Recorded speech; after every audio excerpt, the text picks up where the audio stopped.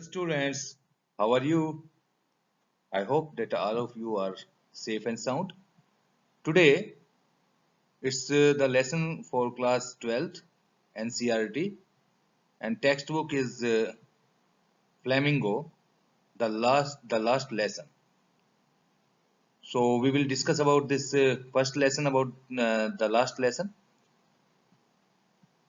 ये अंतिम पाठ या लास्ट लेसन एक फेमस राइटर अल्फोंसे डोरेट द्वारा लिखा गया है। ये फ्रांसीसी उपन्यासकार थे और उन्होंने काफी शॉर्ट स्टोरीज भी लिखी हैं।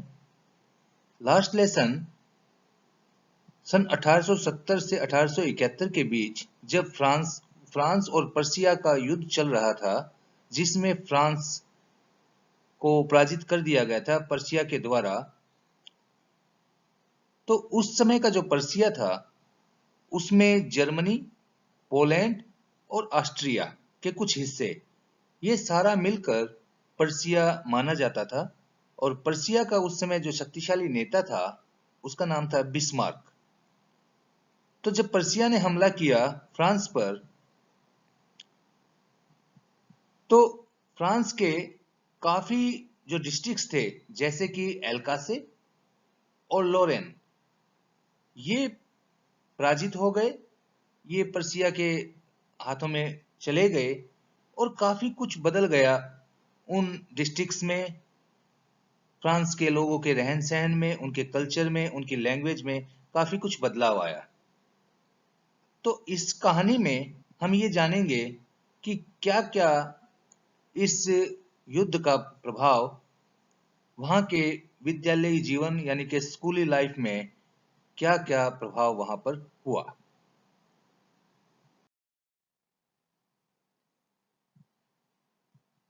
I started for school very late that morning and was in a great dread of a scolding. इसमें कहानी में एक छोटा बच्चा जो कि इसका प्रोटोगनिस्ट है या इस कहानी का आप नरेटर भी कह सकते हैं, तो उस छोटे बच्चे ने ये लिखता है कि आज सुबह मैं विद्यालय की तरफ चल पड़ा, लेकिन मुझे काफी डर लग रहा था। किसका? स्कोल्डिंग का, डांट खाने का मेरे मन में भय था। क्यों? Because mister हैमल had said that he would question us on participles. क्योंकि मिस्टर हैमल ने ये बताया, जो उसके अध्यापक थे, मिस्टर हैमल ने ये कह रखा था कि आज वो सारी कक्षा से पार्टिसिपल्स के बारे में प्रश्न पूछेंगे। And I did not know the first word about them. और सच में मुझे पार्टिसिपल्स के बारे में एक शब्द भी नहीं आता था। For a moment I thought of running away and spending the day out of doors. एक क्षण के लिए मैंने सोचा कि मैं स्कूल से भाग जाऊं और अपना पूरा दिन जो है बाहर ही बिता लूं। It was so warm, so bright. आज का दिन बहुत खुशनुमा था और काफी जो है चमकदार दिन था। The birds were chirping at the edge of the woods. पक्षी जंगल के किनारे पर वृक्षों में चहचहा रहे थे। And in the open field back of the sawmill the Persian soldiers were drilling. और जो सामिल, जो लकड़ी की जो मिल थी या लकड़ी की फैक्ट्री थी, वहां पर पर्शिया के सैनिक ड्रिलिंग कर रहे थे, यानी कि परेड की प्रैक्टिस कर रहे थे। It was all much more tempting than the rule of participles. और उस बच्चे को ये लगा कि जो पार्टिसिपल्स के जो नियम हैं उनसे ज्यादा आकर्षित करने वाली चीजें तो ये सारी चीजें हैं जो नेचर के अंदर देखने की हैं। But I had the strength to resist and hurried off to school. लेकिन मैंने अपनी पूरी ताकत से इन मन के भावों को हटा दिया और मैं स्कूल की तरफ दौड़ लिया, यानी कि हर्री कर लिया। हर्री दौड़ माने जल्दी से भाग जाना। When I passed the town hall, there was a crowd in the front of bulletin board. जब मैं नगर के चौराहे पर पहुंचा तो वहां पर बुलेटिन बोर्ड, जो कि समाचार पट जिसके ऊपर होता है जहां पर समाचार लिखे जाते हैं, तो उस बुलेटिन बोर्ड के सामने काफी भीड़ थी। For the last 2 years all our bad news had come from there. पिछले 2 सालों से हमारे शहर की या हमारी जगह की सारी बुरी खबरें उसी बुलेटिन बोर्ड पर आ रही थी। द लॉस्ट बैटल्स, हमने कौन कौन सी लड़ाइयां हारी हैं, कोई नियम बने हों उनके बारे में, या फिर कोई आदेश जो कि जीते हुए कमांडिंग ऑफिसर ने बनाए हों उनके बारे में। And I thought to myself without stopping, what can be the matter now. और मैं बिना रुके मैंने अपने मन में कहा कि आज क्या हो सकता है। Then, उसके बाद, as I hurried by as fast as I could go, the blacksmith Watcher, who was there with his apprentice reading the bulletin, called after me. उसके बाद में जब मैं जल्दी से वहां से गुजर रहा था, तभी वहां पर एक ब्लैक लोहार वेचर अपने अप्रेंटिस अप्रेंटिस होता है कि जो किसी के पास ट्रेनिंग करता है, आप उसको शागिर्द कह सकते हैं। तो अपने शागिर्द के साथ वहां पर खड़ा था और बुलेटिन को पढ़ रहा था, कॉल्ड आफ्टर मी। और मुझे उसने एकदम से पुकारा। क्या कहा उन्होंने कि don't go so fast bub, you will get to your school in plenty of time. अरे के बच्चे, इतनी जल्दी से दौड़ने की जरूरत नहीं है, तुम्हारे पास काफी समय है स्कूल जाने का। I thought he was making fun of me. मुझे लगा कि वो मेरा मजाक उड़ा रहा है। And reach mister Hamel's little garden all out of the breath. और मैं बस सीधा का सीधा जो है मिस्टर हैमल के बगीचे की तरफ गया, ऑल आउट ऑफ ब्रेथ। तो ऑल आउट ऑफ ब्रेथ ये एक फ्रेज है, और इस फ्रेज का अर्थ होता है कि मतलब कई बार जब हम तेजी से दौड़ते हैं तो हमारी धड़कनें बढ़ जाती हैं, हमारी सांस फूल जाती हैं। तो इसको जो है आप कह सकते हो सांस फूल जाना, सांस फूल जाना। तो मैं जो है मेरी सांसें फूली हुई थी और मैं जो है वहां से दौड़ता हुआ चला गया। Usually, when the school began, there was a bustle. प्राय जब भी स्कूल शुरू होता था तो वहां क्या होता था, ग्रेट बसल। बसल मीन्स शोर शराबा। ये हसल एंड बसल एक फ्रेज है, उसी का जो है ये दूसरा जो है भाग है।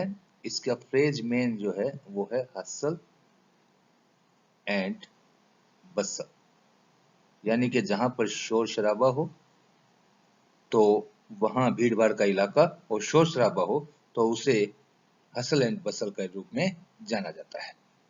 तो वहां पर काफी भीड़ जमा थी, और which could be heard out in the street. और वो कहां से सुनी जा सकती थी, बाहर गली से ही सुनी जा सकती थी।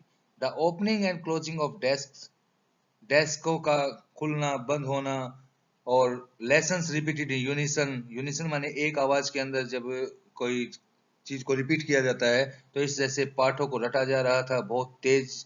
विद अवर हैंड्स और our ears to understand better. और हम जो है ऐसा करते हुए क्या कर लेते थे, अपने उंगलियों को अपने कानों पे रख लेते थे ताकि कि और भी ज्यादा अच्छी तरह से समझ आ जाए। And the teacher's great ruler rapping on the table. और आवाज आ रही थी कि अध्यापक के जो पास जो रूलर रहता था, फुटा रहता था, वो जो है बार बार में टेबल के ऊपर थपथपा रहे थे। But now it was all so still.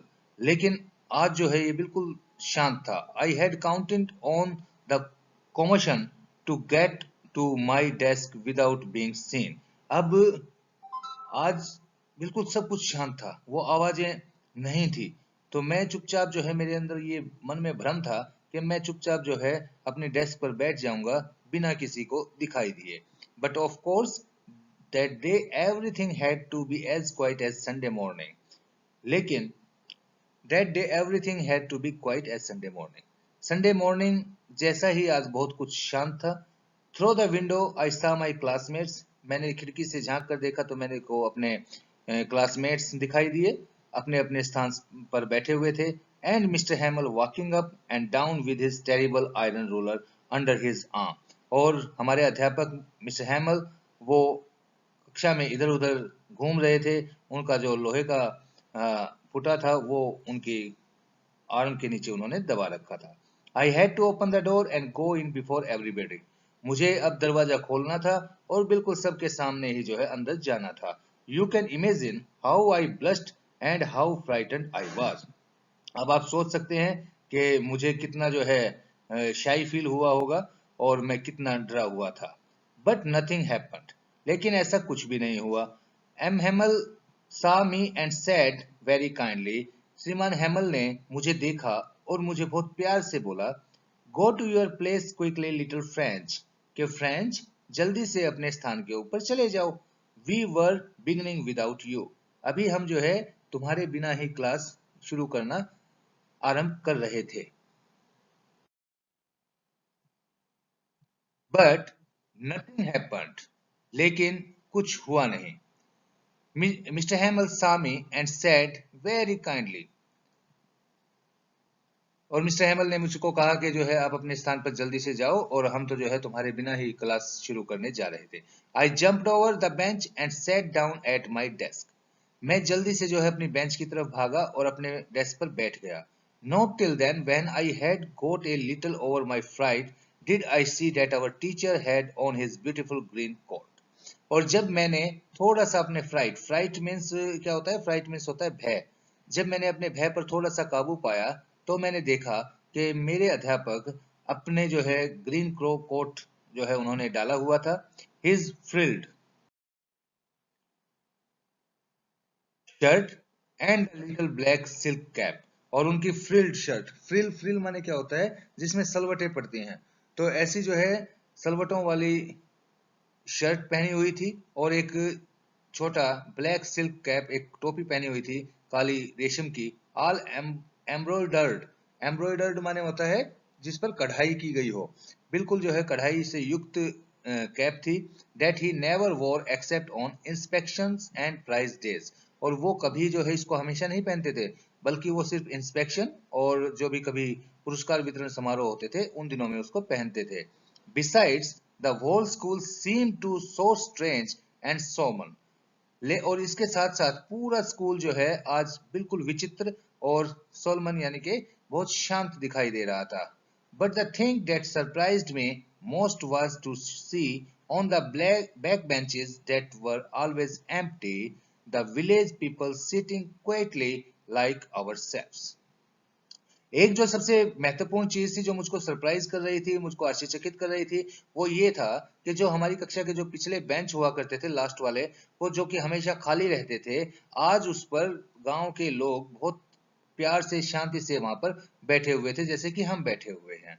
Old Hauser with his three cornered head, the former mayor, the former postmaster and the several other beside. और कौन कौन बैठे हुए थे? बूढ़ा होजर अपने जो है तीन कोनों वाले हेड के साथ, पुराने जो हमारे शहर के मेयर थे वो, पुराने पोस्टमास्टर साहब और कई जो है और उनके साथ बैठे हुए थे।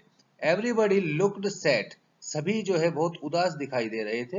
And Hauser had brought an old primer thumbed at the edges and he held it open on his knees with his great spectacles lying across the pages। और उन्होंने एक पुरानी पुस्तक भी ले रखी थी होसर ने, और वो बिल्कुल अपने घुटनों के ऊपर बड़े बड़े चश्मों के साथ उसके पेज को, उसके पन्नों को अलट पलट रहे थे। While I was wondering about it all, जब मैं ये सारी चीजें देख रहा था और मैं आश्चर्यचकित हो रहा था, mister Hamel mounted his chair. Mister Hamel ने अपने चेयर के ऊपर बैठे and in the same grave and gentle tone which he had used to me and said. वो आराम से अपनी कुर्सी पर बैठे और बहुत ही शांत और नम्र जो है आवाज जिसमें वो हमेशा बात करते थे, उन्होंने कहना शुरू किया, my children, this is the last lesson I shell give you. कि मेरे प्यारे बच्चों, ये आज का अंतिम लेसन है, अंतिम पाठ है जो कि मैं आज तुम्हारे को पढ़ाऊंगा। The order has come from Berlin to teach only German in the schools of Alsace and Lorraine. Berlin से यानी कि जो पर्शिया के, जो अब जर्मनी है, वहां की राजधानी बर्लिन से आदेश आ चुका है कि आज से आपके स्कूलों के अंदर जर्मन पढ़ाई जाएगी। The new master comes tomorrow, और तुम्हारा नया अध्यापक कल आ जाएगा। This is your last French lesson, और ये आपका अंतिम फ्रांसीसी भाषा का पाठ होगा। I want you to be very attentive. मैं चाहता हूं कि आज के दिन आप बहुत ही ज्यादा ध्यान से इस लेसन को पढ़ें। What a thunderclap these words were to me. इन शब्दों का तो एक तरह से मेरे ऊपर एक बहुत ही प्रहार सा हुआ। Oh, the wretches! That was what they had put up at the town hall. ओहो, तभी यही हो सकता है कि यही उन्होंने टाउन हॉल के अंदर इसी प्रकार की बात लिखी होगी। रैच माने होता है जो अभागा या मेरा दुर्भाग्य। तो इस शब्द को जो है रैच को आप कह सकते हो दुर्भाग्य या अभागा अगर कोई व्यक्ति हो तो। माई लास्ट फ्रेंच लेसन, मेरा अंतिम फ्रांसीसी पाठ। Why, I hardly knew how to write, अभी तो मुझे यही नहीं पता कि मेरे को लिखना कैसे है फ्रांसीसी भाषा में। I should never learn any more, मुझे तो और कुछ ज्यादा सीखना भी नहीं चाहिए था। आई मस्ट स्टॉप देयर, मुझे तो यहीं रुकना चाहिए था। Then oh how sorry I was for not learning my lessons, मुझे आज बहुत दुख हो रहा था कि मैंने पाठों को बहुत ध्यान से नहीं पढ़ा था। For seeking birds eggs and going sliding on the सार, मेरा काम तो ये था कि मैं खेलता रहता था, पक्षियों के अंडों को देखता रहता था, या फिर जो है सार में झूला झूलते रहता था। My books that had seemed such a nuisance a while ago, और जो मेरी किताबें जो मेरे को अभी थोड़ी देर पहले बहुत बकवास लग रही थी, so heavy to carry the grammar my grammar and my history of the saints were old friends now that I couldn't give up, जो किताबें अभी तक मेरे को इतनी भारी लग रही थी, जो कि ग्रामर थी, जो हिस्ट्री की जो पुस्तकें थी, वो अब मेरे को ऐसा लग रहा था कि ये तो मेरे बहुत पुराने दोस्त हैं और मुझे इन्हें छोड़ना नहीं चाहिए। And Mr. Hamel to the idea that he was going away, that I should never see him again. और जो हमारे अध्यापक मिस्टर हैमल थे, वो भी इसी प्रकार की बातें कर रहे थे कि वो कहीं जा रहे हैं और मैं उन्हें दोबारा कभी नहीं देख पाऊंगा। Made me forget all about his ruler and how cranky he was. और इन सब चीजों ने मुझे ऐसा सोचने पर मजबूर कर दिया कि मैं उनके जो डंडे वो मारते थे उसको भूल जाऊं, और वो किस प्रकार का व्यवहार हमारे साथ करते थे वो मैं भूल जाऊं। Poor man, it was in honour of this last lesson that he had put on his fine Sunday clothes. अब मैं ये सोच रहा था कि देखो ये कितने बेचारे व्यक्ति हैं कि आज लास्ट लेसन के लिए उन्होंने अपने संडे के कपड़े थे, बहुत अच्छे कपड़े थे, उनको डालकर ये आए हैं। एंड नाउ आई अंडरस्टैंड, और अब मुझे ये समझ में आया, why the old men of the village were sitting there in the back of the room। और मुझे अब ये भी समझ में आया कि गांव के जो जो बुजुर्ग व्यक्ति थे वो आज क्लास में पीछे क्यों बैठे हुए हैं। It was because they were sorry too that they had not gone to school more। ऐसा इसलिए भी था क्योंकि उनको बहुत दुख हो रहा था कि वो स्कूल ज्यादा नहीं गए थे। It was their way of thanking our master for his 40 years of fruitful service. ये उनका एक तरीका था कि हमारे टीचर का धन्यवाद करने का कि उन्होंने अपने 40 साल अपने इस सेवा में बिताए। And of showing their respect for the country that was theirs no more, और ये तरीका था उस देश के लिए सम्मान जताने का जो आज उनकी नहीं रही। While I was thinking of all this, जब मैं ये सारी चीजों के बारे में सोच रहा था, I heard my name called, मुझे मेरा नाम कोई पुकारते हुए सुनाई दिया। It was my turn to recite, आज मेरी बारी थी पढ़ने की, रिसाइट करने की। What would I not have given to be able to say that dreadful rule for the participle all through। अब जो है मुझे ऐसा लग रहा था कि मुझे इस पार्टिसिपल्स के बारे में बोलना पड़ेगा बहुत लाउड एंड क्लियर और बिना किसी मिस्टेक के। मुझे ऐसा लगा कि अभी जो है टीचर मेरे को कहेंगे कि आप पार्टिसिपल्स के बारे में बताओ और बिल्कुल लाउड बताना है, क्लियर बताना है और कोई गलती नहीं होनी चाहिए। But I got mixed up on the first words and stood there holding on to my desk, my heart beating and not daring to look up. लेकिन अब जो है मैं चुपचाप खड़ा हो गया, मैंने जो है अपने डेस्क को पकड़ लिया, मेरा दिल धड़क रहा था और मैं ऊपर नजरें उठाकर देखने की मेरे में हिम्मत नहीं थी.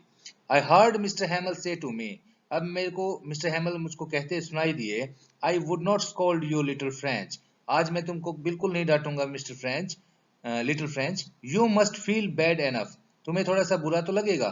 सी हाउ इट इज, देखो ये कैसे होता है. Every day we have said to our self, वाह I have plenty of time. देखो आज तुम्हें सुनने में बहुत बुरा लगेगा, क्योंकि हर रोज हम यही अपने आप से कहते हैं कि मेरे पास तो बहुत सारा समय है. I will learn it tomorrow, मैं इसको कल याद कर लूंगा. And now you see where we have come out, और आज तुमने देख लिया कि हम कहां से कहां आ गए हैं. Ah, that's the great trouble with Alcase.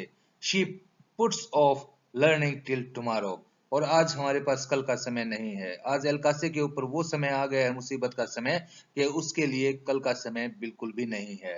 Now these fellows out there will have the right to say to you, how is it you pretend to be Frenchmen and yet you can neither speak nor write your own language. और आज जो ये जो साथी हैं वो बिल्कुल तुमको ये कह सकते हैं कि तुम तो फ्रांसीसी आदमी हो, फ्रेंचमैन हो, लेकिन ना तो तुम फ्रांसीसी फ्रेंच को बोल सकते हो, ना ही तुम अपनी भाषा को लिख सकते हो. But you are not the worst, poor little French. लेकिन प्यारे फ्रेंच, तुम बुरे नहीं हो. We have all a great deal to reproach ourselves with. हम सबको ही जो है इस प्रकार से सोचना पड़ेगा. Your parents were not anxious enough to have you learn. मुझे पता है कि तुम्हारे माता पिता ज्यादा जो है तुमको पढ़ाने के प्रति रुचि नहीं लेते थे. They prefer to put you work on a farm or at the mills. मुझे पता है कि वो तुमको जो है खेत पर या किसी कारखाने में काम करना करवाना ज्यादा पसंद करते थे, so as to have a little more money, ताकि कि आप तुम परिवार में ज्यादा धन कमा सको. And I, और मैं, I have been to blame also. मुझे भी जो है आज दोष देना चाहिए. Have I not often sent you to water my flowers instead of learning your lessons? क्या मैंने कभी जो है तुम्हें अपने पाठ याद करने के बजाय तुमने बगीचे में पानी देने के लिए नहीं भेजा?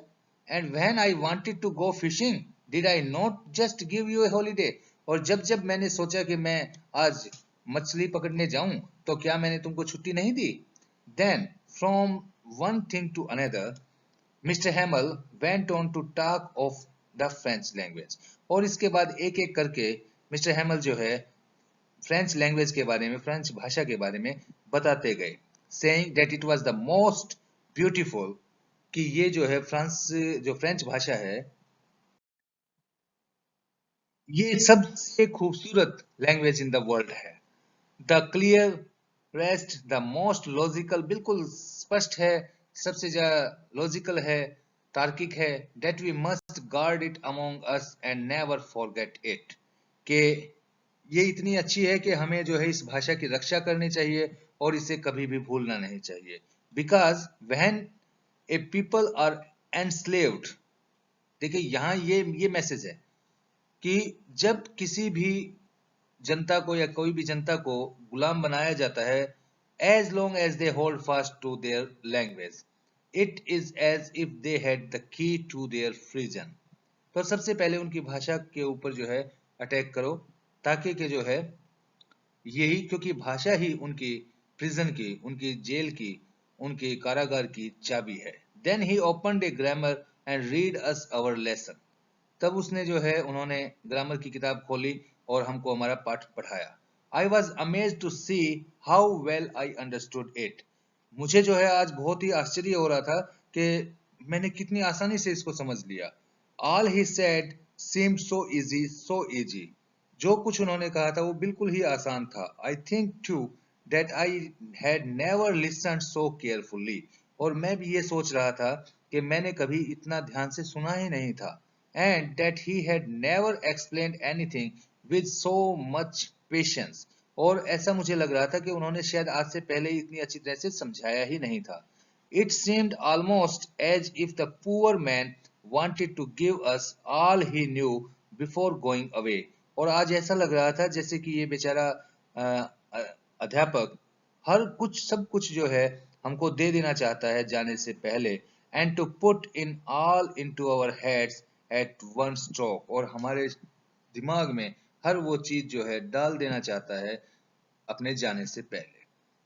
तो स्टूडेंट्स, यहाँ पर ये लेसन एंड होता है, लेकिन इस लेसन में सबसे बड़ी बात ये है कि हमारी जो मदर टंग है, हमारी जो लैंग्वेज है, हमें उसको सीखना चाहिए। इम्पोर्टेंस ऑफ मदर टंग के बारे में इसमें बताया है कि हमारी भाषा, वो मातृभाषा हमारी, हमको जीने की ताकत देती है, हमको हमारे देश के प्रति वफादार रहने की ताकत देती है, और हमें अपनी लैंग्वेज को सीखने में कभी भी शर्म नहीं करनी चाहिए, बल्कि बहुत ही मेहनत से और डेडिकेटेड वे से अपनी जो मदर टंग है, मदर लैंग्वेज है, उसको ऊपर ध्यान देना चाहिए। क्योंकि अगर हमारी मातृभाषा जीवित है तभी हम स्वतंत्र हैं। अगर कहीं पर भी जो है हमने अपनी मातृभाषा को समाप्त करने का प्रयास किया, तो हम उसी समय किसी न किसी दूसरे देश के अपने स्वतंत्र हो जाएंगे। तो गाइज, ये लेसन था, बहुत बढ़िया लेसन था। आप इसका जो है एक बार से फिर से टेक्स्ट बुक के अंदर आप इसको लाइन वाइज पढ़िए, और इसकी जो एक्सरसाइज है इसके बारे में हम दोबारा से बात करेंगे। एक अगले वीडियो के अंदर हम इसकी पूरी एक्सरसाइज को करने का प्रयास करेंगे। तब तक के लिए आप, अगर अपना कोई भी कंफ्यूजन है, आप अपने कमेंट सेक्शन के अंदर कमेंट करके बताइए, और पढ़ते रहिए और आगे बढ़ते रहिए। जय हिंद, जय भारत।